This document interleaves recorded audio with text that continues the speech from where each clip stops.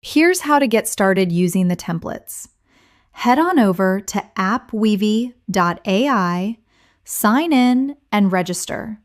I put the link to the site under this video.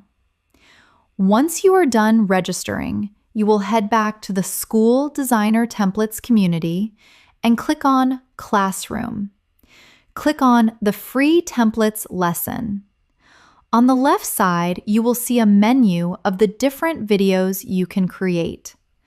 Click on the video you want on the left side.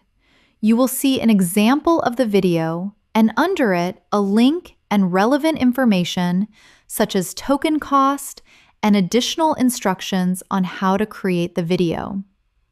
Clicking on the link will open the template in Weavy. In this example, I will choose to create the video of a house tour. I clicked on the link in the school lesson, and now you should see a screen like this.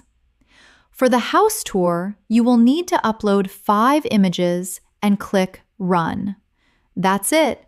Your video is being created and edited for you. Once your video is done being generated, you will click on the 3 dots on the bottom right of the video and hit Download to save the video to your computer.